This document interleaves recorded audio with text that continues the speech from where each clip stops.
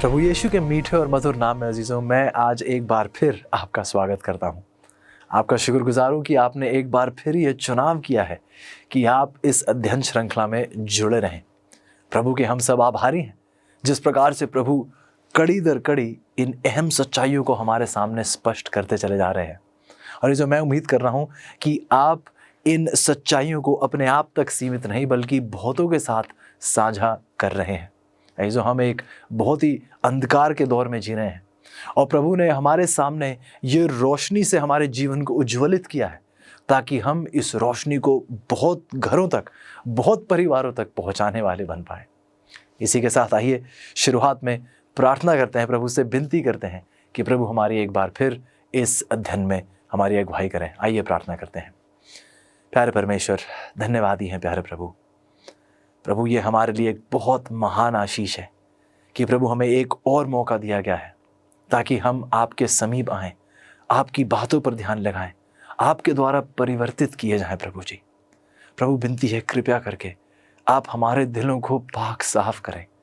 प्रभु बार बार पाप हम पर अपना प्रभुत्व जताने की कोशिश करता है। प्रभु हमारी विनती है कि हमारे जीवन पर केवल आप ही का राज हो और किसी का नहीं। विनती है प्यारे प्रभु, एक बार फिर हर अंधकार को हमारे जीवन से दूर करके एक बार फिर प्रभु यीशु जो इस ब्रह्मांड की रोशनी है वह एक बार फिर हमारे दिलों को उजागर करें। प्रभु आज की सच्चाई के लिए शुक्रगुजार हैं। आप एक बार फिर एक बहुत अहम सवाल का जवाब आज देने जा रहे हैं। प्रभु मैं विनती करता हूँ आपसे कि हमारे प्रत्येक अजीज हर एक सच्चाई को ग्रहण करके उस पर अपने कदम स्थिर रूप से आगे बढ़ाते चले जाएं। ये सब कुछ प्रभु हम विश्वास और धन्यवादी समेत आपके प्यारे बेटे प्रभु यीशु के नाम से मांगते हैं, आमीन। आपका एक बार फिर स्वागत है अजीजों। आज के हमारे पाठ का शीर्षक है, क्या शैतान नर्क का प्रभारी है? क्या शैतान नर्क का संचालन करता है? आइए देखते हैं अजीजों आज हमें बाइबल क्या बताती है। शुरुआत में हमारी कहानी हमें ले जाती है उत्पत्ति की किताब और उसके 13 अध्याय में। कहानी से शायद आप बहुत अच्छे से वाकिफ हैं। इब्राहिम जानता था कि उसका भतीजा एक बड़ी गलती कर रहा था जब लूत उसके भतीजे ने अपने परिवार को सदोम में ले जाने का फैसला किया। निचली यर्दन की घाटी को यदि आप देखते तो वहां के शहर सुंदर और हरे भरे थे, लेकिन वे बहुत भ्रष्ट और दुराचार से भरे हुए थे। अंत में परमेश्वर ने इन पापी नगरों को उनके घृणित कार्यों के लिए नष्ट करने का फैसला किया, लेकिन इससे पहले परमेश्वर ने लूत और उसके परिवार को बचाने के लिए सदोम में 2 स्वर्गदूतों को भेजा। आइए पढ़ते हैं। बाइबल बताती है हमें उत्पत्ति की 13 में कि सदोम के लोग बहुत पापी थे।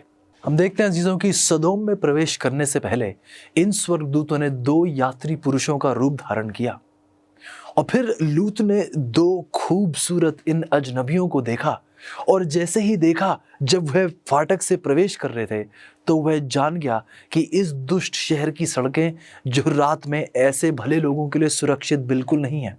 इसलिए वह उनके पास आया और उन्हें अपने घर में शरण लेने की उसने आग्रह किया। परंतु दुष्ट लोग यह सब कुछ देख रहे थे। वह सांझ को लूत के द्वार पर इकट्ठे हुए और उससे यह मांग करने लगे कि वह अपने अतिथियों को बाहर लेकर आए, वह उनके साथ कुकर्म करना चाहते हैं। लूत ने अपने दरवाजे पर इकट्ठी इस भीड़ से कुछ बातचीत करने की कोशिश की, लेकिन वह कामयाब साबित नहीं हुआ। उनका दुष्ट जुनून और भी तेज हो गया और जल्द ही भीड़ ने भी लूत को धमकाना शुरू कर दिया। इस स्थिति पर स्वर्गदूत अब अपनी वास्तविक पहचान को छुपा ना सके।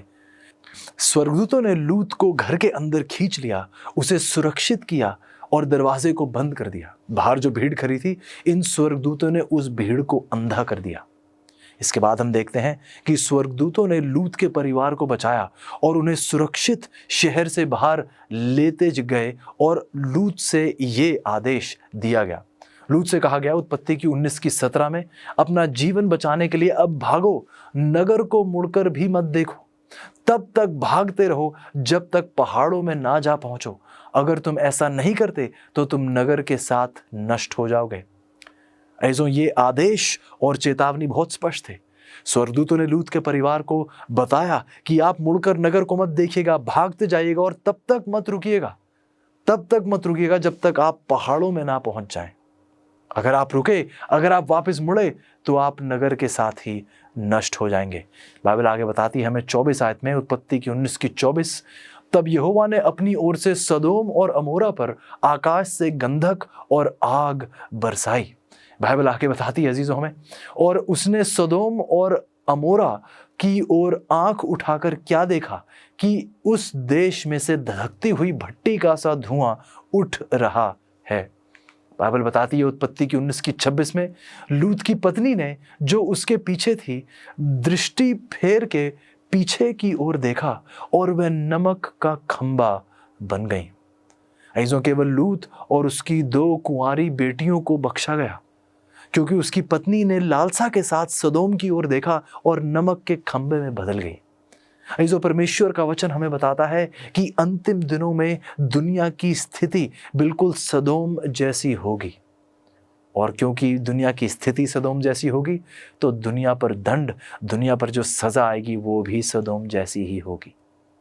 ऐसो आज हम गहराई से पढ़ना चाहते हैं इस दंड के बारे में, और सवाल पूछना चाहते हैं कि इस अंत की आग ये गंधक जैसे सदोम पर आई थी और दोबारा इस दुनिया पर आने वाली है। सवाल आज हमारे सामने रखा गया है, क्या शैतान इस दंड का प्रभारी है या फिर सच्चाई कुछ और ही है? इसी के साथ आपके सामने आज का ये मुफ्त ऑफर पेश करना चाहेंगे, या आज की अध्ययन संदर्शिका जिसका शीर्षक हमारा शीर्षक है, क्या शैतान नर्क का प्रभारी है? यदि आप ये पत्रिका पाना चाहते हैं तो आपके स्क्रीन पर एक टेलीफोन नंबर है। यदि आप अभी के अभी कॉल करें तो ये पत्रिका आपके द्वार तक निःशुल्क पहुंचा दी जाएगी। एक वेबसाइट का भी वहाँ वर्णन है, आप उस वेबसाइट के माध्यम से भी इस किताब को ऑर्डर कर सकते हैं और ये मुफ्त आपके घर पहुंचा दी जाएगी। ऐसो एक बार फिर आपसे मैं वो गुजारिश बार बार दोहरा रहा हूँ, इस रोशनी को आप छिपा के मत रखिएगा, किसी बंद कमरे में मत रखिएगा। इन अध्ययन संदर्शिकाओं को आप एक कोने में मत रख दीजिएगा, लेकिन इनकी सच्चाइयों को दूर दूर तक पहुंचाइए अजीजों। इस दौर में शैतान नहीं चाहता कि परमेश्वर के वचन से घर और परिवार उज्ज्वलित हो पाए, लेकिन प्रभु पूरी कोशिश में है कि ये सच्चाई बहुतों तक पहुंचे। मैं उम्मीद करता हूं कि आप प्रभु के साथ सहकर्मी बनकर इस सच्चाई को बहुतों तक पहुंचाने वाले बन पाएंगे। आइए इसी के साथ अपने सवाल जवाब का सिलसिला शुरू करते हैं। पहला सवाल रखा जाता है हमारे सामने कि दुष्टों के विनाश के लिए उदाहरण के रूप में किन 2 शहरों को दिया गया है? बाइबल बताती है हमें दूसरे पत्रस की 2 की 6 में, और सदोम और अमोरा के नगरों को विनाश का ऐसा दंड दिया कि उन्हें भस्म करके राख में मिला दिया, ताकि वह आने वाले भक्तिहीन लोगों की शिक्षा के लिए एक दृष्टांत बने। क्या आप गौर कर रहे हैं चीज़ों? परमेश्वर ने उन 2 नगरों को अनंत आग से नष्ट कर दिया, उसी प्रकार की आग जो दुष्टों को नरक में नष्ट कर देगी। यह समझना बहुत जरूरी है चीज़ों आज हमारे लिए। दूसरा सवाल जो हमारे सामने रखा जाता है कि नरक की आग में दुष्टों का नाश कब होगा? अब चीज़ों मैं चाहूंगा कि आप बहुत ध्यानपूर्वक इस अगली आयत को मेरे साथ पढ़ें। दूसरे पत्रस की 2 की 9 आपकी हिंदी की बाइबल में इस प्रकार इसका अनुवाद है कि प्रभु अधर्मियों को न्याय के दिन तक दंड की दशा में रखना भी जानता है। और इससे पहले कि मैं कुछ कहूँ इस आयत के बारे में आपको बताना चाहूँगा कि ये आयत मूल भाषा में इसका अर्थ बिल्कुल अलग है और हिंदी भाषा में इसका अनुवाद बिल्कुल गलत है। यदि आप मूल भाषा में देखें, अंग्रेजी बाइबल भी यदि आप उठा लें, तो आप देखेंगे कि वहाँ ये अनुवाद सही अनुवाद नहीं है, मूल भाषा से ये अनुवाद नहीं है। यदि आप सही अनुवाद पढ़ें, मूल भाषा से पढ़ें, तो बताया गया है कि परमेश्वर ने जो दुष्ट हैं उन्हें उस न्याय के दिन तक अलग कर रखा है, तब जब उन्हें दंड दिया जाएगा। ये गलत अनुवाद है कि परमेश्वर ने अधर्मियों को न्याय के दिन तक दंड की दशा में रखा है। अजीजों, यह पूरी बाइबल से असहमत है बात, और आपको मैं ये साबित करूंगा परमेश्वर की कृपा से। बाइबल बार बार बहुत सी आयतों से इसी सच्चाई को स्थापित करेगी कि यह एक गलत अनुवाद है। इसलिए मेरी आपसे विनती है, मैंने इस आयत को बदला भी नहीं है, क्योंकि मैं चाहता हूं कि आप पढ़ें, खुद पढ़कर देखें कि आपकी बाइबल में भी ठीक ऐसा ही लिखा हुआ है। लेकिन यह बाइबल, पूरी बाइबल के साथ पूरी असहमति से है ये गलत अनुवाद। इसलिए आपसे विनती करूंगा अजीजों कि बहुत ध्यानपूर्वक इस बाकी के अध्ययन पर गौर करिएगा। अगली आयत देखेंगे, यूहन्ना की 12:48 कहती है, मेरा वचन जिसका उपदेश मैंने दिया है वह अंतिम दिन में उसका न्याय करेगा। हमें ज़्यादा दूर भी नहीं जाना पड़ा अजीजों, अगली आयत में ही परमेश्वर ने हमें बता दिया है कि परमेश्वर अंतिम दिन में उसका न्याय करेगा। आगे देखिए, बाइबल बताती है मत्ती की 13:40 में, ठीक वैसे ही जैसे खरपतवार को इकट्ठा करके आग में जला दिया गया, वैसे ही जगत के अंत में होगा। अजीजों एक बार फिर, जैसे आग का देखिए यहाँ आग का यहाँ हवाला दिया जाता है, आग का उदाहरण दिया जाता है और बताया जाता है कि जैसे खरपतवार को इकट्ठा करके आग में जला दिया जाता है, वैसे ही जगत के अंत में होगा। ये आग जगत के अंत में हो रही है, ये आग अभी कहीं नहीं जल रही, कोई किसी दंड की स्थिति में नहीं है अजीजों। आगे देखिए एक और सबूत, मत्ती की 13:41 और 42 बाइबल कहती है, मनुष्य का पुत्र अपने स्वर्गदूतों को भेजेगा और वह सब कुकर्म करने वालों को इकट्ठा करेंगे और उन्हें आग के कुंड में डालेंगे। कब? बाइबल स्पष्ट करती है, जब मनुष्य का पुत्र अपने स्वर्गदूतों के साथ आएगा, अपने स्वर्गदूतों को भेजेगा, तब वह सब कुकर्म करने वालों को इकट्ठा करेंगे और उन्हें आग के कुंड में डालेंगे। ऐसो बार बार आपने देखा है, आयत दर आयत बाइबल स्पष्ट रूप से कहती है कि दुष्टों के न्याय के दिन दुनिया के अंत में उन्हें आग में डाला जाएगा। बाइबल बार बार इस बात को स्पष्ट कर चुकी है कि दुष्टों को न्याय के दिन दुनिया के अंत में आग में डाला जाएगा। ये न्याय का दिन वो दुनिया के अंत में होगा, ये न्याय का दंड उन्हें दुनिया के अंत में दिया जाएगा, ना कि तब जब वह मरेंगे। जैसे ही वह मरते हैं, दुष्ट हैं, तो वो किसी आग में नहीं डाले जाते अजीजों। ये सोच बाइबल से पूर्ण रूप से असहमत है। इसका स्पष्ट अर्थ है कि अब कोई भी नरक में नहीं है अजीजों। ये उचित ही है कि किसी को तब तक दंडित ना किया जाए जब तक कि उसके मामले का वो अंतिम न्याय, वह अंतिम निर्णय ना लिया जाए। लोगों को दूसरे आगमन पर पुरस्कृत या दंडित किया जाता है और इससे पहले नहीं किया जाता अजीजों। प्रकाशित वाक्य की 22:12 इस बात की पुष्टि करती है। इसलिए अजीजों परमेश्वर ने इन दुष्ट को अलग किया गया है और ये इनकी दुष्टता की वजह से इन्हें आखिरकार दंड दिया जाएगा। जब पूरा का पूरा केस सुलझाया जाएगा और अंतिम निर्णय उन्हें दिखाया जाएगा, दुनिया को पता चलेगा, तब जाकर हम देखते हैं एक अंतिम दंड उन पर आएगा। वो गंधक में जब डाला जाएगा, वो अंतिम दंड, वो आग के कुंड का जिसका वर्णन किया जा रहा है, बाइबल बहुत स्पष्ट रूप से बताती है, ये प्रभु यीशु के आगमन पर हम देखते हैं मनुष्य का पुत्र अपने स्वर्गदूतों को भेजेगा। तब अजीजों बाइबल बताती है ऐसा होगा। आइए अगला सवाल हमारे सामने रखा जाता है, जो दुष्ट मर गए हैं, यदि अभी तक वह नरक में नहीं है तो वह कहाँ है? ये बहुत अच्छा सवाल है। यदि वह अभी नरक में नहीं है, यदि अभी वह आग में नहीं जल रहे, तो फिर वह कहाँ है? इसके विषय में हम पहले पढ़ चुके हैं, लेकिन आइए एक बार फिर सच्चाई को दोहराते हैं।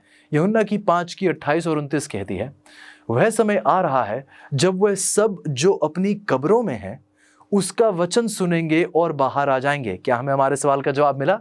बाइबल ने स्पष्ट रूप से बताया है कि वह सब जो अभी अपनी कब्रों में हैं उसका वचन सुनेंगे और बाहर आ जाएंगे। जिन्होंने बुरे काम किए हैं उन्हें पुनरुत्थान पर दंड दिया जाएगा। आगे देखिए, अय्यूब की 21 की 30 और 32 कहती है, विपत्ति के दिन के लिए दुर्जन सुरक्षित रहता है तो भी वह कब्र को पहुंचाया जाता है और कब्र में ही रहते हैं। देखिए जीजो, विपत्ति के दिन के लिए दुर्जन सुरक्षित रहता है, उसे एक तरफ किया जाता है, तो भी वह कब्र को पहुंचाया जाता है और कब्र में ही रहता है। ऐसो बाइबल हमें विश्वास दिलाती है कि जो दुष्ट मर गए हैं वह कहाँ हैं? दुर्जन सुरक्षित रखे गए हैं तो भी वह कहाँ है? अभी कब्र में है, किसी आग में नहीं जल रहे हैं जीजो। और ये तब तक एक प्रकार से सुरक्षित रखे गए हैं कब्र में जब तक वो दंड का दिन उन पर नहीं आता। ये प्रभु यीशु की आवाज को उन्हें बुलाते हुए सुनेंगे और फिर वह नरक की आग से नहीं बल्कि कब्र से बाहर आएंगे अजीजों, क्योंकि अभी ये नरक की आग में नहीं, अपनी कब्र में है। अगला सवाल हमसे पूछता है कि पाप का पुरस्कार या दंड क्या है?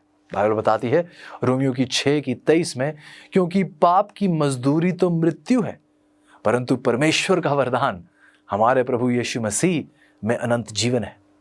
ऐसो परमेश्वर आज आपको और मुझे आमंत्रित करते हैं कि आज आपको और मुझे ये चुनाव करना होगा, क्या हमें प्रभु यीशु के साथ उस अनंत जीवन में प्रवेश करना है, या फिर हमें शैतान के साथ उस मृत्यु दंड का सामना करना है, उस अनंत मृत्यु का सामना करना है जिससे कोई दोबारा लौटकर नहीं आ सकता है। इसो आगे उत्पत्ति की 3:22 हमें बताती है, इसलिए अब ऐसा ना हो कि वह हाथ बढ़ाकर जीवन के वृक्ष का फल भी तोड़कर खा ले और सदा जीवित रहे। संदर्भ से आप बहुत अच्छे से वाकिफ हैं। आदम और हव्वा ने जब पाप किया, परमेश्वर ने उन्हें यह आदेश दिया कि उन्हें अब उस अदन की वाटिका से बाहर जाना पड़ेगा, और उन्हें बाहर इसलिए रखा गया क्योंकि अदन की वाटिका में वो जीवन का वृक्ष था। जीवन के वृक्ष का मकसद क्या था? बाइबल बताती है कि उस वृक्ष का फल यदि वह तोड़कर खाते तो क्या होते? सदा जीवित रहते। वृक्ष में कोई जादू नहीं था अजीजों, वृक्ष परमेश्वर पर निर्भरता को दर्शाता था। यदि वो उस वृक्ष का फल खाते परमेश्वर के आदेश के अनुसार, तो उनका जीवन जो है लगातार परमेश्वर में बरकरार और कायम रहता है, वह सदा के लिए जीवित रहते। इसलिए हम देखते हैं, जो अभी अभी हमने आयत में पढ़ा है, बाइबल कहती है कि प्रभु यीशु मसीह की ओर से हमें अनंत जीवन का वरदान मिलता है। जब आदम और हव्वा प्रभु यीशु पर बरकरार रहे, उनके साथ जुड़े रहे, उस पर निर्भर रहे, हम देखते हैं कि उन्हें उनके द्वारा ये सदा का जीवन प्राप्त हुआ। जो सच्चाई ये है कि परमेश्वर से जुदा होकर जीवन नहीं, केवल मृत्यु ही प्राप्त होती है। अगला सवाल हमसे पूछता है, सभी मनुष्यों के लिए केवल 2 विकल्प जो हैं, वो 2 विकल्प क्या हैं? आइए सुनते हैं यूहन्ना की 3:16 में, ताकि जो कोई उस पर विश्वास करे वह नाश ना हो परंतु अनंत जीवन पाए। केवल 2 विकल्प, नाश और अनंत जीवन। ऐसे यदि आप गौर करें तो यदि पाप के लिए दंड अनंत दहन है, अनंत काल तक सिर्फ जलते ही चले जाना है, तो फिर तो प्रभु यीशु ने पूर्ण मूल्य का भुगतान नहीं किया है। क्या आपने इस बात को कभी सोचा है? अंग्रेजी में एक शब्द का इस्तेमाल किया जाता है, लिम्बो, जिसका मतलब है अनिश्चितता की एक स्थिति, कहीं बीच में कोई फंसा हुआ है व्यक्ति अपनी मृत्यु के बाद। एक और शब्द का प्रयोग किया जाता है जिसे पर्गेटोरी कहा जाता है, जो एक शुद्धिकरण का स्थान है, जहां एक व्यक्ति मरने के बाद अब जलाया चला जा रहा है और अपने पापों से शुद्ध किया जा रहा है। अजीजों, इन दोनों ही सोच का एक आयत भी वर्णन नहीं करती है। ये दोनों सोच जो हैं, ये पूर्ण बाइबल से असहमत है। बाइबल केवल 2 विकल्प हमारे सामने रखती है, अनंत जीवन या अनंत मृत्यु। व्यवस्था विवरण की 30:15 में भी आप इस सच्चाई को बहुत ऊंचाई से उठता हुआ देखेंगे। आगे सवाल पूछा जाता है चीजों कि नरक की आग में दुष्टों का क्या होगा? आइए सुनते हैं भजन संहिता की 37:10 और 20। थोड़े ही समय बाद पर दुष्ट रहेगा ही नहीं, दुष्ट लोग नाश हो जाएंगे, वह धुएं के समान विलुप्त हो जाएंगे। गौर कीजिए अजीजों, बाइबल हमें ज्यादा दूर भी जाने की जरूरत नहीं, और आयतों को भी यदि आप ना देखें, बाइबल ने स्पष्ट रूप से बता दिया है कि दुष्ट नाश हो जाएंगे। जैसे धुआं विलुप्त हो जाता है, वह खत्म हो जाएंगे, नाश हो जाएंगे, विलुप्त हो जाएंगे। मलाकी की 4:1 हमें बताती है कि देखो, वह धधकते भट्टे का सा दिन आता है। 1 मिनट, वो धधकते भट्टे का दिन अभी चल रहा है, बीते कल में था। ये बाइबल कह रही है वो धधकते भट्टे का दिन, वो आग के दंड का दिन अभी आएगा, और सब दुराचारी लोग अनाज की खूंटी बन जाएंगे। आगे पढ़िएगा अजीजों, बाइबल बताती है वह धधकते भट्टे का सा दिन आता है जिसमें वह भस्म हो जाएंगे। तब तुम उन बुरे लोगों को कुचलोगे, वह तुम्हारे पैरों के नीचे की राख कैसे होंगे। जो बाइबल हमें बताती है कि नर्क में दुष्ट लोग धुएं में विलुप्त हो जाएंगे, सिर्फ राख ही रह जाएगी, कुछ नहीं बचेगा चीजों। बाइबल ये कहीं नहीं बताती है कि ये आग जलती ही चली जा रही है। बाइबल बताती है आग जलेगी, दुष्ट मरेंगे, राख में बदल जाएंगे, सब खत्म हो जाएगा अजीजों। सवाल पूछा जाता है कि नर्क की आग कहां स्थित है, ये आग कहां है? ये बात तो स्पष्ट है कि आग अभी नहीं जल रही, लेकिन जब जलेगी तो ये कहां स्थित होगी? बाइबल बताती है प्रकाशित वाक्य की 20:9 में, वह सारी पृथ्वी पर फैल जाएंगी, और पवित्र लोगों की छावनी और प्रिय नगर को घेर लेंगी और आग स्वर्ग से उतरकर उन्हें भस्म करेगी। जब 1000 वर्षों के बाद, जिसका वर्णन हम साथ पढ़ेंगे, जब प्रभु यीशु नए यरूशलेम के साथ लौटते हैं और हम देखते हैं कि दुष्ट को दोबारा, जो दुष्ट थे, जो प्रभु यीशु के दूसरे आगमन पर जिनकी मृत्यु हुई थी, जब उन्हें कब्रों से एक बार फिर जलाया जाता है, शैतान उन्हें भरमाकर एक सेनापति के तौर पर कहता है कि आइए हम नए यरूशलेम पर वार करें, आइए हम नए यरूशलेम का कब्जा करें। हम देखते हैं कि जब ऐसा होता है, बाइबल बताती है वह प्रिय नगर को घेर लेंगे, लेकिन आग स्वर्ग से उतरेगी और उन्हें भस्म कर देगी। बाइबल बताती है अजीजों, इसका वर्णन दूसरे पतरस की 3:10 में, और तत्व बहुत ही तप्त होकर पिघल जाएंगे और पृथ्वी और उस पर की सभी वस्तुएं जल जाएंगी। ये जो सच्चाई तो ये है कि नरक की आग किसी गुफा में नहीं जल रही होगी, नरक की आग कोई एक छोटी सी झील में नहीं होगी। बाइबल बताती है कि नरक की आग यहाँ पृथ्वी पर होगी, ये पूरी पृथ्वी आग से जल उठेगी। बाइबल कहती है पृथ्वी और उस पर की सब वस्तुएं जल जाएंगी। अगला सवाल पूछा जाता है, क्या शैतान नरक ग्रह का प्रभारी होगा? ये बहुत अहम सवाल है आज हमारे लिए। बताया जाता है प्रकाशित वाक्य की 20:10 में, इसके पश्चात उस शैतान को जो उन्हें छलता रहा है भभकती आग और गंधक की झील में फेंक दिया गया। इज़ो सवाल क्या पूछा गया था, क्या शैतान नरक ग्रह का प्रभारी होगा? जवाब है बिल्कुल नहीं। नरक की आग पर काबू पाना तो बहुत दूर की बात है अजीजों। सच्चाई तो यह है कि शैतान खुद उस आग में झोंक दिया जाएगा। ऐसे हम देखते हैं यहेजकेल की 28 की 18 और 19 बताती है कि पृथ्वी राख में बदल दी जाएगी और परमेश्वर शैतान के बारे में कहते हैं कि तू फिर कभी नहीं पाया जाएगा, तू फिर कभी नहीं पाया जाएगा। ये जो सवाल पूछा जाता है, क्या नरक की आग कभी बुझेगी? सुनते हैं बाइबल क्या कहती है। यशायाह की 47 की 14 कहती है, कोई अंगार तक नहीं बचेगा जिसमें वह खुद को गरमा ले, और ना कोई आग जिसके सामने बैठा जा सके। सो बाइबल हमसे ये बात स्पष्ट करती है कि पाप, पापी और पृथ्वी पर सब कुछ नष्ट हो जाने के बाद आग बुझ जाएगी। जब आग अपना कार्य पूरा कर लेगी तो आग बुझ जाएगी। ये हमेशा के लिए, ये उम्र भर जलती नहीं रहेगी।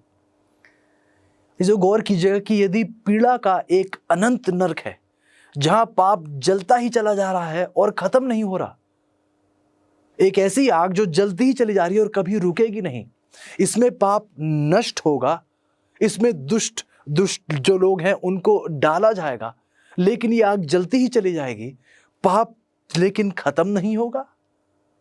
तो जीजो, पाप कितना ताकतवर है, पाप में कितनी सामर्थ है कि जलते ही चलने के बाद भी पाप खत्म नहीं हो रहा है। जो दुष्ट हैं उस आग में डाले तो गए हैं, लेकिन वे सदा के लिए जलते ही चले जा रहे हैं, वह खत्म नहीं हो रहे।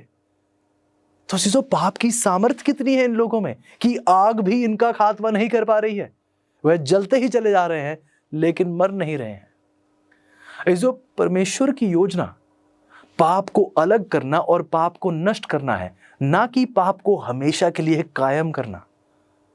लेकिन लोगों का यही मानना है कि एक ऐसी आग जो जलती ही चली जाएगी। और अजीजों, दो बातें। पहली बात यह कि बाइबल ऐसी कहीं भी कोई बात नहीं करती है। बाइबल एक बार भी कोई वर्णन नहीं करती एक ऐसी आग का जो हमेशा हमेशा तक जलती ही चली जाएगी। और दूसरी बात, इस विश्वास को मानना, इस विश्वास को जगह देना अपने दिल में कि आपको पता है इस वजह से कितने लोगों ने प्रभु की कलीसिया को छोड़ दिया है, मसीहत को छोड़ दिया है, क्योंकि उनके मन में यही सवाल है कि यदि परमेश्वर ऐसा है जो लोगों को जलाता ही चला जाएगा, हमें ऐसे परमेश्वर से कोई लेना देना नहीं है।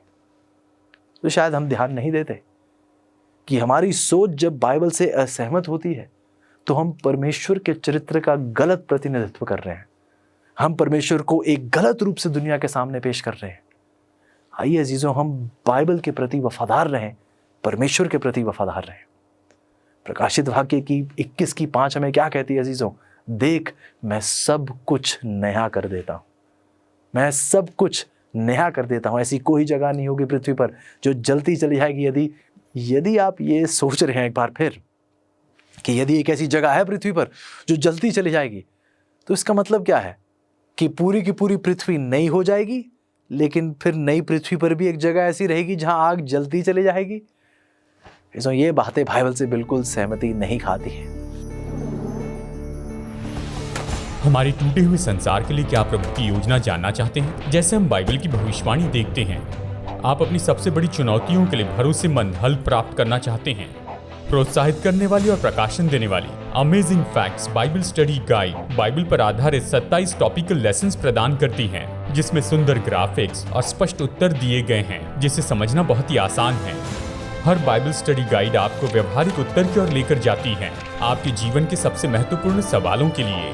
मैं कैसे तंदुरुस्त संबंध पा सकता हूँ, यीशु मसीह फिर से कब और कैसे आएंगे, और भी बहुत कुछ। अपने भविष्य को अवसर पर मत छोड़िए, सत्य से अपने जीवन को बदल दीजिए। Amazing facts Bible study guide के द्वारा ये उपलब्ध हैं इंग्लिश, हिंदी, तमिल और तेलुगु भाषा में।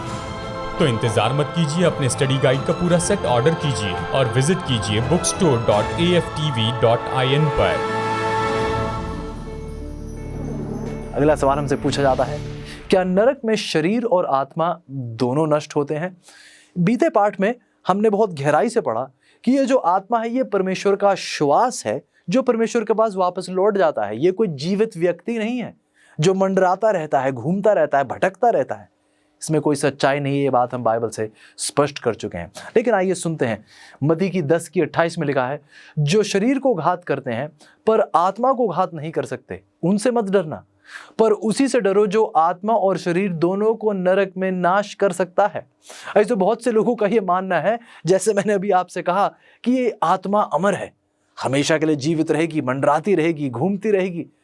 लेकिन 2 बारी परमेश्वर दोबारा दोहराते हैं। यहेजकेल की 18:4 देख लीजिए, या यहेजकेल की 18:20 आप देख लीजिए। परमेश्वर कहते हैं कि जो प्राणी पाप करेगा वह मर जाएगा। बाइबल यहाँ पे प्रभु यीशु के खुद के शब्द कहते हैं, आत्मा और शरीर दोनों नरक में नाश हो जाएंगे। इसको हमें यहाँ पता चलता है, खास तौर से प्रभु यहाँ उस जीवन की बात कर रहे हैं। प्रभु कहते हैं वो जीवन खत्म हो जाएगा, आत्मा और शरीर दोनों को नरक में नाश कर दिया जाता है। सवाल पूछा जाता है कि नरक की आग किन के लिए जलाई जाएगी? इस सवाल का जवाब जानना बहुत जरूरी है, क्योंकि बहुत से लोगों का मानना है कि परमेश्वर तो इंतजार कर रहे हैं मुझे नरक की आग में डालने के लिए। आइए सुनते हैं, मत्ती की 25:41 कहती है, अरे श्रापित लोगों, मेरे पास से चले जाओ और जो आग शैतान और उसके दूतों के लिए तैयार की गई है, उस अनंत आग में जा गिरो। गौर से सुनिए अजीजों, परमेश्वर का दिल बहुत स्पष्ट है। परमेश्वर ने बात स्पष्ट कर दी है, हमें समझा दिया है कि यह नरक की आग केवल शैतान और उसके दूतों के लिए तैयार की गई है। लेकिन शैतान नहीं चाहता किसी आग में अकेले जले। शैतान चाहता है कि वह आग में आपको साथ लेकर जाए, आप उसके साथ अपनी दुष्टता के लिए उसके साथ आप जलें। लेकिन बाइबल ने, परमेश्वर का दिल बहुत स्पष्ट है कि ये आग किसी व्यक्ति के लिए नहीं बनाई थी। ये आग केवल शैतान और उसके दूतों के लिए तैयार की गई है। ऐसो आग का उद्देश्य शैतान और उसके दुष्ट स्वर्गदूतों और पाप को नष्ट करना है। लेकिन यदि मैं पाप की विपत्ति से मुक्त होने से इनकार करता हूं और मैं कहता हूं कि नहीं, मुझे उसके साथ ही जुड़े रहना है, पाप को गले लगा कर रखना है, तो हमें पाप के साथ साथ नष्ट होना पड़ेगा। क्योंकि यदि पाप नष्ट नहीं हुआ अजीजों, तो यह फिर से ब्रह्मांड को दूषित कर देगा। परमेश्वर ऐसा नहीं होने देंगे।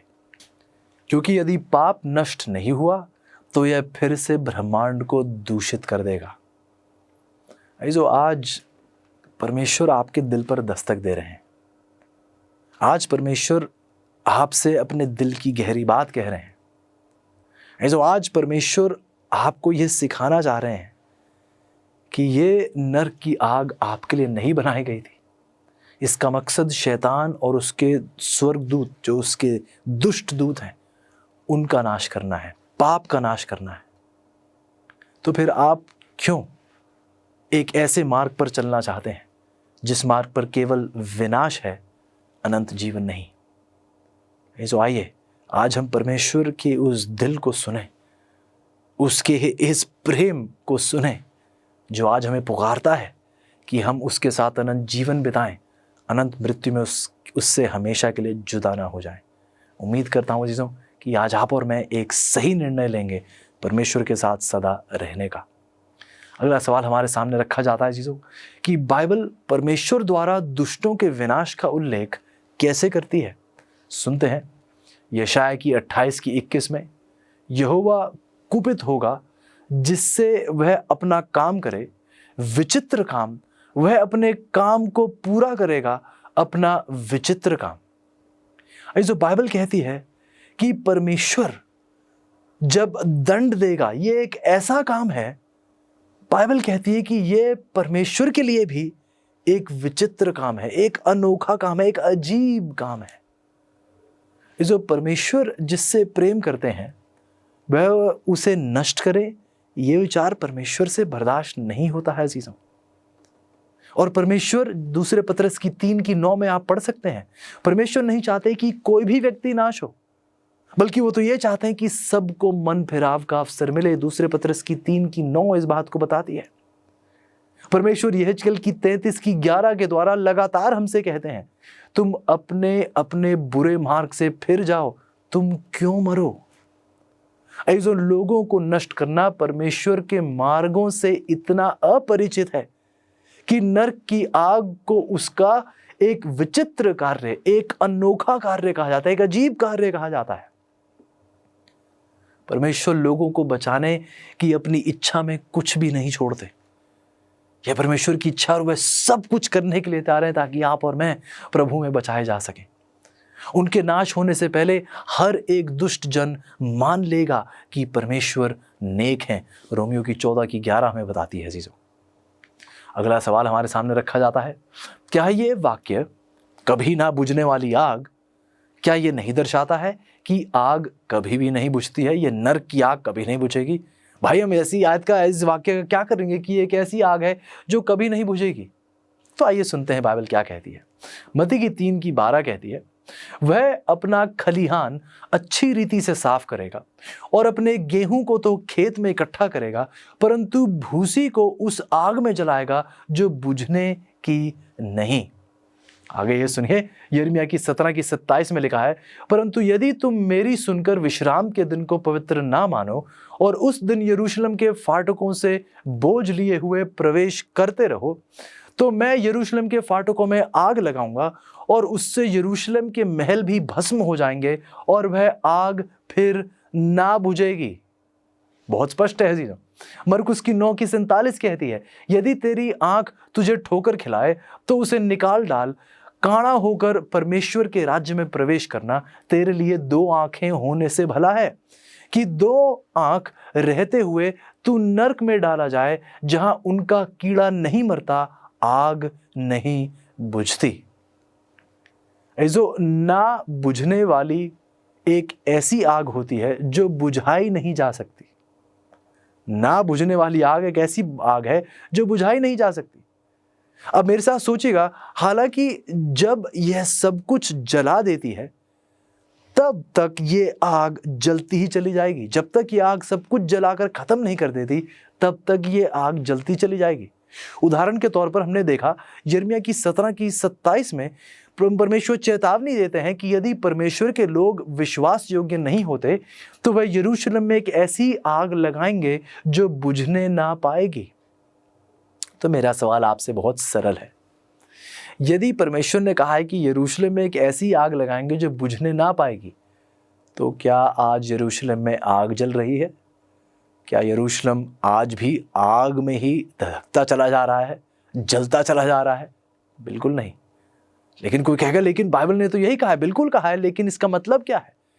जब परमेश्वर ने कहा कि ऐसी आग होगी जो ना बुझेगी, इसका मतलब क्या था? कि ये आग की लपटें हमेशा तक उठती ही चली जाएंगी? नहीं है चीज़ों, आग जलेगी लेकिन ऐसी आग होगी जो और कोई बुझा नहीं पाएगा। आग अपना कार्य करेगी और तब जाकर बुझेगी। आगे यदि आप दूसरे इतिहास की 36 की 19 और 21 पढ़ें तो बाइबल कहती है, और कसदियों ने परमेश्वर का भवन फूंक दिया और यरूशलेम की शहरपनाह को तोड़ डाला और आग लगाकर उसके सब भवनों को जलाया और उसमें का सारा बहुमूल्य सामान नष्ट कर दिया। यह सब इसलिए हुआ कि यहोवा का जो वचन यिर्मयाह के मुंह से निकला था वह पूरा हो कि देश अपने विश्राम कालों में सुख भोगता रहे। इसलिए जब तक वह सूना पड़ा रहा तब तक अर्थात 70 वर्ष के पूरे होने तक उसको विश्राम मिला। जो हम देखते हैं कि उस आग को तब तक नहीं बुझाया जा सकता जब तक कि वह सब कुछ भस्म ना कर दे। बाइबल स्पष्ट है। फिर ये बुझ जाएगी आग अजीजों, जब ये अपना कार्य पूरा कर लेगी तब जाकर ये आग बुझ जाएगी। ये आज जल नहीं रही है, ये बाइबल स्पष्ट करती है। हालांकि बाइबल ने हमें बार बार बताया है कि एक ऐसी आग जो ना बुझेगी, लेकिन ये बहुत स्पष्ट है। जिस जगह का वर्णन हो रहा है यरूशलेम में आग जलेगी, वो बुझ नहीं पाएगी। क्या आज यरूशलेम में आग लगी हुई या नहीं? परमेश्वर हमें समझाने की कोशिश कर रहे हैं कि इस आग का स्वभाव ऐसा होगा कि कोई व्यक्ति इसे बुझा नहीं पाएगा जब तक ये अपना कार्य पूरा नहीं कर देती। अगला सवाल हमसे पूछता है, क्या ये वाक्य अनंत आग, अनंत दंड का मतलब अंतहीन नहीं है? क्या ये एक ऐसी आग नहीं है जिसका कोई अंत ही नहीं होगा? यहूदा की 7 अजीजों यदि आप पढ़ें तो बाइबल कहती है, जिस रीति से सदोम और अमोरा और उनके आसपास के नगर आग के अनंत दंड में पड़कर दृष्टांत ठहरे हैं।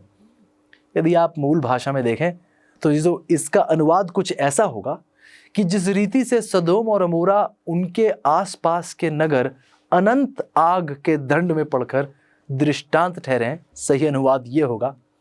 इससे हमें पता चलता है अजीजों कि बाइबल को इसकी व्याख्या हमें खुद कर देने की हमें इजाजत देनी चाहिए। बाइबल हमें खुद बताती है, जैसा हम पहले पढ़ चुके हैं, थोड़ा यहाँ से थोड़ा वहाँ से बाइबल खुद समझाती है कि इसके वाक्यों का क्या मतलब है। जो हमें इस आयत में बहुत स्पष्ट रूप से ये दिखाई देता है कि सदोम और अमोरा को नरक के उदाहरण के रूप में हमेशा की आग से नष्ट कर दिया गया था। लेकिन क्या आज भी सदोम और अमोरा एक अनंत आग में जल रहे हैं? बिल्कुल नहीं है चीज़ों, वह राख में बदल गए थे। दूसरे पत्रस की 2:6 ये बात स्पष्ट कर देती है। लेकिन ये तो एक अनंत आग थी। लेकिन हम देखते हैं अजीजों कि उस आग का परिणाम, ये समझना बहुत जरूरी है, उस अनंत आग का परिणाम, वो दंड अनंत है, वो परिणाम अनंत है, लेकिन वो आग हमेशा के लिए जलती नहीं रहती। सो ये बहुत अहम सच्चाई है। बाइबल इस बात को बहुत स्पष्ट रूप से हमारे सामने पेश करती है। वो आग अनंत है। हम देखते हैं कि ये सोच बाइबल से बिल्कुल असहमत है। उस आग का परिणाम अनंत है, ये सोच बाइबल में बार बार हमारे सामने पेश की जाती है।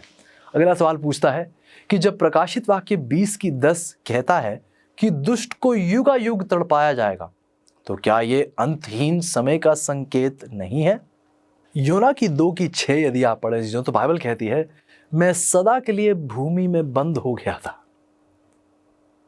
सवाल यह है कि क्या योना सदा के लिए भूमि में बंद हो गया था? योना वर्णन कर रहा है जब वह उस मछली के पेट में था, वहां का वर्णन करते हुए कहता है कि मैं सदा के लिए भूमि में बंद हो गया था।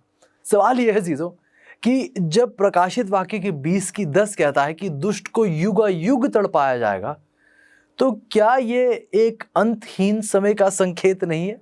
सो बाइबल हमें समझाती है। योना का उदाहरण हम देते हैं।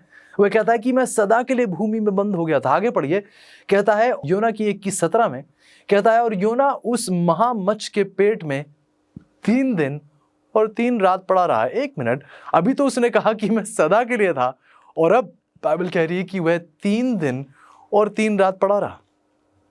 ऐसो बाइबल हमें बताती है, हालांकि योना 3 दिन और 3 रात उस बड़ी मछली के पेट में था, लेकिन फिर भी वह कहता है कि मैं सदा के लिए था। ऐसो ये बात सच है कि 3 दिन 3 रात शायद ऐसे लगे होंगे जैसे कि ये सदा का दौर है। इसी प्रकार से जब प्रकाशित वाक्य की 20:10 कहती है युगायुग के लिए, हमेशा के लिए, ये अनुवादित यूनानी शब्द है आयोन। इसे समझना जरूरी है अजीजों, क्योंकि ये शब्द अक्सर सीमित या असीमित समय को दर्शाता है, उसका प्रतिनिधित्व करता है। हमेशा शब्द यदि आप देखें तो हमेशा शब्द बाइबल में 56 बार पहले से ही समाप्त हो चुकी किसी चीज का जिक्र करते हुए उपयोग किया जाता है। उस वाक्य को एक बार फिर दोहराऊंगा, हमेशा जो शब्द है ये बाइबल में 56 बार पहले से ही समाप्त हो चुकी किसी चीज का जिक्र करते हुए उपयोग किया जाता है। एक उदाहरण के तौर पर आप देखें जहां हमेशा के लिए शब्द का इस्तेमाल किया गया है, वो उस विश्वास योग्य दास के जीवन का वर्णन है जो अपने मालिक की सेवा करता है। और उसके बाद कहा जाता है निर्गमन की 21 की 6 में आप पढ़ सकते हैं कि वो हमेशा के लिए अपने मालिक के लिए काम करेगा। पर क्या वो व्यक्ति हमेशा के लिए जीवित रहेगा? क्या हम ये कह रहे हैं कि नई पृथ्वी में भी लोग किसी के गुलाम बनकर जिएंगे हमेशा के लिए? बिल्कुल नहीं है चीजों। हमेशा के लिए का मतलब सिर्फ ये क्या था, जब तक वो जीवित रहेगा वो सेवकाई करेगा। दूसरा उदाहरण हम देखते हैं हमेशा के लिए इस शब्द का इस्तेमाल किया जाता है, लेकिन फिर हम बताते हैं व्यवस्था विवरण की 23 की 3 में कि वहां हमेशा के लिए इसका अनुवाद था 10 पीढ़ियों तक। तो एक दायरे के लिए जिसके बाद वो हमेशा के लिए का समय खत्म हो जाएगा। एक सीमित समय की यहां बात की जा रही है। मनुष्य के साथ हमेशा के लिए का अर्थ है अजीजों जब तक एक व्यक्ति जीवित रहे। शमूएल का ही उदाहरण ले लीजिए। पहले शमूएल की 1 की 22 और 28 यदि आप पढ़ें तो शमूएल की माता ने कहा था कि मैं इसे हमेशा के लिए परमेश्वर की सेवकाई में दूंगी। बाद में आयत बताती है कि जब तक वह जीवित रहेगा परमेश्वर की सेवकाई करेगा। क्या शमूएल हमेशा के लिए अभी जी रहा है? क्या हमारे दौर में शमूएल जिंदा है? नहीं। तो जब तक वह जीवित था तब तक वह परमेश्वर की सेवा करता रहा। अजीजों ये बहुत अहम बातें हैं जिन्हें हमें समझना बहुत ज़रूरी है।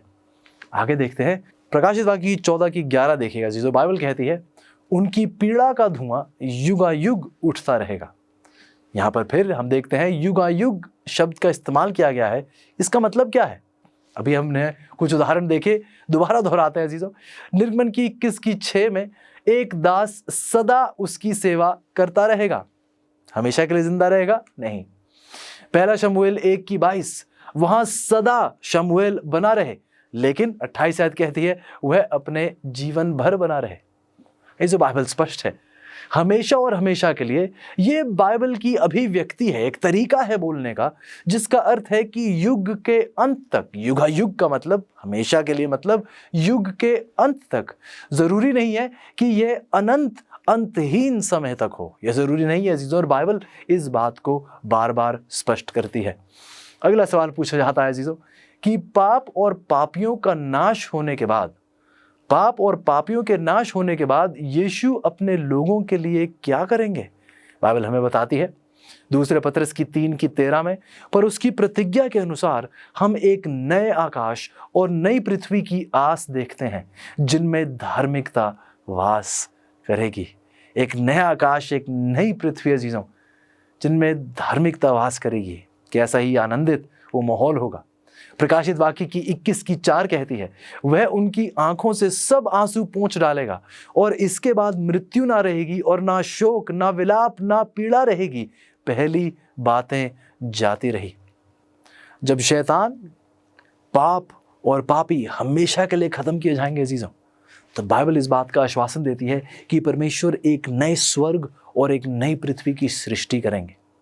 वह अनंत काल तक सभी जीवित प्राणियों के लिए खुशी, शांति और अवर्णनीय आनंद का वायदा है जो परमेश्वर अपने लोगों से करते हैं। परमेश्वर आज चाहते हैं अजीजों कि हम उस खुशी और आनंद में परमेश्वर के साथ हमेशा के लिए जुड़ जाएं। अगला सवाल पूछता है क्या पाप की समस्या फिर कभी खड़ी होगी? क्या ये हो सकता है कि पाप एक बार फिर प्रभुत्व दिखाए लोगों पर? बाइबल बताती है अजीजों नाहूम की 1 की 9 में कि विपत्ति दूसरी बार पड़ने ना पाएगी अजीजों। ये वायदा बहुत दृढ़ है, पाप फिर कभी नहीं उठेगा। यशायाह की 65 की 17 कहती है देखो मैं नया आकाश और नई पृथ्वी उत्पन्न करता हूं और पहली बातें स्मरण ना रहेंगी और विचार में भी नहीं आएंगी। सवाल पूछा जाता है अय्यूब कौन सा भेदने वाला सवाल पूछता है? सुनिएगा, अय्यूब की 4 की 17 कहती है अजीजों क्या नाशवान मनुष्य परमेश्वर से अधिक धर्मी होगा? सोचिएगा अजीजों, यदि आपकी औलाद एक खूंखार हत्यारा बन जाए तो क्या आप चाहेंगे कि आपकी औलाद को सजा दी जाए? शायद बहुत से लोग इस बात से सहमत होंगे कि हाँ, उसे सजा मिलनी चाहिए। लेकिन क्या एक माता या पिता होने की तरह आप चाहेंगे कि आपकी वो औलाद अपने पाप के लिए एक भयानक पीड़ा की आग में हमेशा के लिए जलता ही चला जाए और जलता ही चला जाए? बिल्कुल नहीं। ऐसे यदि आपसे यह विचार बर्दाश्त नहीं होता है, और हम जानते हैं कि परमेश्वर प्रेमी ही नहीं है, परमेश्वर स्वयं प्रेम है, पहले यूहन्ना की 4:8 हमें बताती है। जैसा प्रेम परमेश्वर ने किया है वैसे प्रेम की हम कल्पना भी नहीं कर सकते हैं चीजों। यदि परमेश्वर प्रेम है, परमेश्वर ने अपने लोगों से अत्यंत प्रेम किया है, तो जो आपको क्या लगता है कि जब दुष्ट आग में जलेंगे तो क्या वो प्रेमी परमेश्वर खुश होंगे ऐसे देखकर? और क्या ये प्रेमी परमेश्वर उन्हें सदा की आग में जलाते ही चले जाएंगे? यदि हमसे ये विचार नहीं सहा जाता अपनी संतान के प्रति, तो परमेश्वर ये कैसे भला सह सकते हैं? जो सच्चाई तो ये है कि ये परमेश्वर के चरित्र पर शैतान का वार है। आपको और मुझे तो लगेगा कि ये तो एक सिर्फ झूठी सीख है कि एक ऐसी आग जो हमेशा तक जलती रहेगी, लेकिन सच्चाई ये है कि ये शैतान का वार है परमेश्वर के उस प्रेम पर, परमेश्वर पर। वह नहीं चाहता कि लोग ये जान पाएं कि परमेश्वर प्रेम है। वह परमेश्वर को एक गलत समझ से दूसरों के सामने पेश करता है, और आज उसके ये धोखे बहुत से लोगों के दिलों में घर कर चुके हैं। इसो आज एक बार फिर वचन हमें पुकारता है कि हम दुनिया से ध्यान हटाएं और परमेश्वर की ओर अपना ध्यान बहुत करीबी रूप से लगाएं। ऐसो ये प्रेमी परमेश्वर नहीं सह सकता कि उसके लोगों का उत्पीड़न हमेशा से हमेशा तक चलता ही चला जाए। ऐसो स्वर्ग कैसी जगह होगी जहां हम परमेश्वर के लोग पवित्रता का आनंद लेंगे, ये सोचते हुए कि एक जगह कुछ और लोग हैं जो अनंत काल में आग में जलते ही चले जा रहे हैं। और इज़ो फिर ये सजा कैसी हुई? आप ही सोचिए, यदि दुष्ट उस आग में जलते ही चले जा रहे हैं, खत्म नहीं हो रहे, सदा से सदा तक जलते ही चले जा रहे, खत्म नहीं हो रहे, क्या इसका मतलब ये नहीं है कि उनके पास भी अनंत जीवन है? क्या आपने सोचा है? जो आग में जलते ही चले जा रहे हैं, मर नहीं रहे, इसका मतलब क्या? उनके पास अनंत जीवन है, इसलिए आग भी उनका खात्मा नहीं कर पा रही। जिसका मतलब तो यह हुआ, चाहे मैं दुष्टता में बढ़ता चला जाऊं या पवित्रता में चलता जाऊं, मुझे अनंत जीवन तो मिलना ही है। फर्क सिर्फ इतना है कि जो परमेश्वर के साथ धर्मी है वो स्वर्ग में अनंत जीवन बिताएंगे, और जो शैतान के साथ अधर्मी है वो उस आग में अनंत जीवन बिताएंगे। ऐसी सोच रखना बाइबल के साथ सहमति में बिल्कुल नहीं है।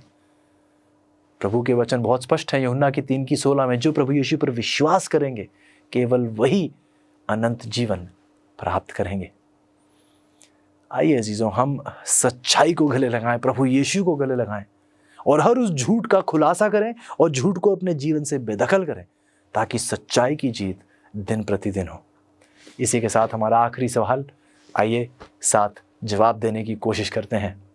अन्य किसी भी चीज से अधिक प्रभु यीशु चाहते हैं कि आप परमेश्वर के शानदार नए राज्य में रहें। उसने आपके लिए एक भवन का निर्माण किया है और उसकी हार्दिक इच्छा है कि आप उसमें रहें। क्या आप उसके प्रस्ताव को स्वीकार करने का अभी निर्णय लेंगे? जो परमेश्वर ने आपके लिए एक उद्धार की योजना तैयार की है, परमेश्वर ने वह सब कुछ किया है ताकि एक भी व्यक्ति का नाश ना हो, बल्कि सब के सब पश्चाताप के साथ प्रभु यीशु के करीब आए। तो सवाल आज आपके और हमारे सामने उठता है अजीजों, क्या आप और मैं आज और अभी ये निर्णय लेंगे अजीजों? क्योंकि हमें नहीं पता कि हम अगले पल जीवित रहेंगे भी या नहीं। कल बहुत देर हो सकती है, हमें कुछ नहीं पता। हमें ये जरूर पता है कि प्रभु ने हमें आज और अभी हमें दिया है। क्या आप आज और अभी अपने जीवन को परमेश्वर के हाथों में सौंपना चाहेंगे? क्या आप प्रभु के लिए आज और अभी निर्णय लेना चाहेंगे? मैं चाहूंगा अजीजों, यदि आप हर झूठ को अपने जीवन से बेदखल करना चाहते हैं, तो आइए आज परमेश्वर की ओर अपनी नजर बढ़ाएं। यदि आज आप चाहते हैं कि प्रभु की दी हुई हर सीख पर मेरे कदम चलने चाहिए, तो परमेश्वर आज आपको अपनी ओर आमंत्रित कर रहे हैं कि आप उसकी ओर कदम बढ़ाएंगे। यदि आप चाहते हैं कि आज से आप ये सीख सिर्फ अपने आप ही नहीं सीखेंगे, दूसरों तक भी पहुंचाएंगे, तो क्या आप अपने कदम प्रभु की ओर आगे बढ़ाएंगे? यदि ये आपके निर्णय हैं अजीजों, तो आपसे गुजारिश करूंगा, आइए प्रार्थना में जुड़ते हैं। आइए प्रार्थना करें। प्यारे परमेश्वर, धन्यवादी हैं प्यारे प्रभु, एक बार फिर आपने अपने दिल से हमसे बात की है। एक बार फिर प्रभु झूठ का खुलासा हुआ है, झूठ की हार हुई है और सच्चाई की जीत हुई है। प्रभु एक बार फिर हमें एक पुकार सुनाई दी है परमेश्वर की, कि हमें अपने अधर्म से निकलकर, हमें अंधकार से निकलकर, हमें दुष्टता से निकलकर प्रभु यीशु के साथ चलने की जरूरत है। प्रभु विनती है आज आपसे कि इन गहरी सच्चाइयों को और भी स्पष्ट रूप से हमारे दिलों पर गाड़ कर लिखिए प्रभु जी। प्रभु कुछ अजीज है जिनके मनों में शायद अभी भी सवाल है, विनती करते हैं प्रभु कि आप हर सवाल का जवाब बने, आप हर मुश्किल का हल बने। प्रभु आप सब कुछ हैं और हम विनती करते हैं प्रभु कि आपकी पूर्णता का एहसास हमें हो और आपके प्रेम में हम सदा जुड़े रहें, आपके गुणगान हमेशा गाते रहें। विनती है प्यारे प्रभु, एक बार फिर हमारी अगुवाई कीजिएगा, सच्चाई में बढ़ने की ताकत दीजिएगा और ये सच्चाई दूसरों तक पहुंचाने का एक प्रेम भरा दिल हमें दीजिएगा प्रभु जी। धन्यवादी है प्यारे प्रभु, धन्यवादी हैं सीख के लिए, अनंत जीवन की सच्चाई के लिए, परमेश्वर के प्रेम के लिए आपके आभारी हैं प्रभु। आपका नाम सदा से सदा तक ऊंचा उठाता चला जाए। हमारा जीवन और हमारे लब, ये हमारी विनती है प्रभु यीशु के उस मीठे और आनंदित नाम में हम मांगते हैं प्रभु, आमीन।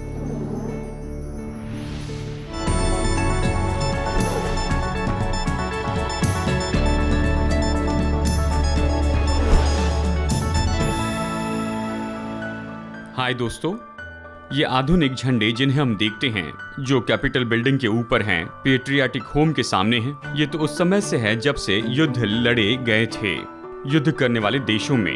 ये बहुत ही सुंदर और बहुत ही अद्भुत आकार के साथ बनाए गए युद्ध भूमि में ऊंचाई पर रहते थे, ताकि युद्ध करने वाले लोग चाहे धुआं हो या फिर गड़बड़ी हो, फिर भी वो ये जान सके कि उनकी सेना तराई में कहाँ है और वो कहाँ पर लड़ रहे हैं। अगर आप अपने शत्रु के झंडे को जीत लेते हैं तो ये बड़े आदर की बात होती थी, और वहीं से ये खेल आया है जिसका नाम है कैप्चर द फ्लैग। युद्ध में बदलाव आते गए हैं। अब ये जो झंडे हैं ये तो निश्चय ही अलग अलग देशों के बारे में और पहचान के बारे में बताने वाले हैं। आज संसार के अलग अलग देशों के जो झंडे हैं ये तो बहुत ही अलग हैं और रंग बिरंगे हैं, और इनके हर एक आकार और रंगों का एक खास अर्थ होता है। इन्हें एक दूसरे से पहचानना बहुत आसान होता है। शायद संसार में सबसे दिलचस्प झंडा तो फिलीपीन देश का झंडा है। ये बहुत ही अद्भुत है क्योंकि शांति के समय ये अलग तरह से होता है युद्ध के समय से। शांति के समय में फिलिपिनो झंडा जो लाल, सफेद, नीला और पीले से बना है, इसमें नीला भाग ऊपर होता है, लेकिन युद्ध के समय इसे पलटा देते हैं और लाल भाग ऊपर आता है, क्योंकि यहाँ पर ये अपने लहू का बलिदान करने के लिए तैयार है कि आज़ादी बनाए रखें। बिल्कुल इसी तरह से ऐसी एम्बेसी जो दूसरे देश में स्थापित की गई है, वो अपना झंडा लहराते हैं जबकि वो दूसरे देश में होते हैं। विश्वासियों के पास परमेश्वर के प्रेम का झंडा होना चाहिए इस गिरे हुए संसार में। सुलेमान के श्रेष्ठ गीत अध्याय 2 वचन 4 में हम पढ़ सकते हैं, उसका झंडा जो मेरे ऊपर फहराता था वो प्रेम था। ये झंडा है जो मसीह लोगों को अद्भुत राज्य के रूप में बताता है इस संसार में। तो दोस्तों, बड़ा सवाल है कि आप अपना झंडा कैसे लहरा रहे हैं।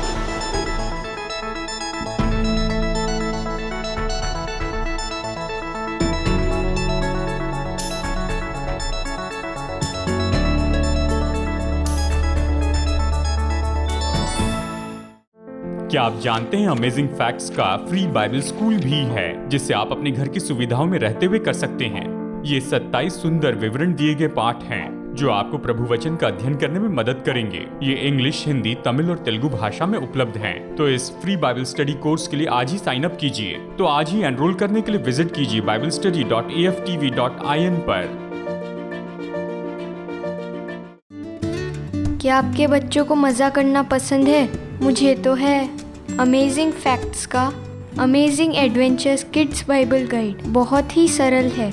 इसमें मेरे लिए बाइबल के बहुत से लेसन्स बहुत दिलचस्प बनाए हैं। ये तो बहुत ही अलग अलग रंग के हैं और इसी के साथ इसमें बहुत से पजल्स हैं, बहुत से क्विज भी हैं जिससे पढ़ने में मज़ा आता है, जैसे दानव को मारना, जान बचाने वाला जहाज़, समुंदर की यात्रा, कब्रिस्तान में सीटी बजाना। बाइबल के 10 पाठ हैं। मैंने इससे बहुत कुछ सीखा है। इससे मैंने साहस के बारे में बहुत कुछ सीखा है। मैंने इससे बहुत कुछ सीखा है। इससे ये केवल इंग्लिश में उपलब्ध है। आज ही अपने बच्चों के लिए अमेजिंग फैक्ट्स का ये पूरा सेट मंगाइए। हमसे संपर्क कीजिए।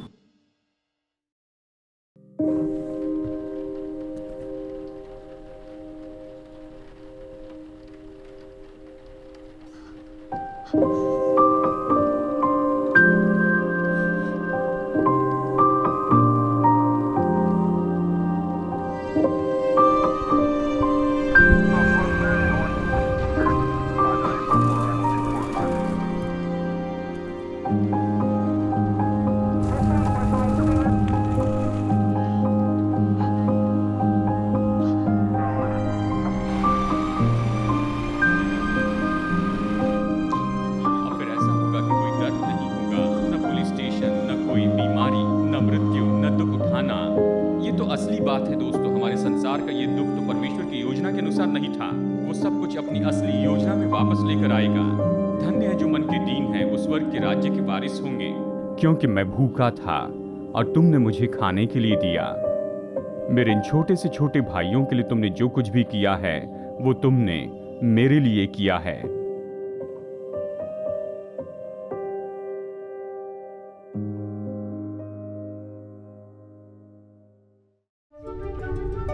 पचास साल से भी ज्यादा समय से अमेजिंग फैक्ट्स बाइबल की सच्चाई को पूरे संसार में बता रहे हैं।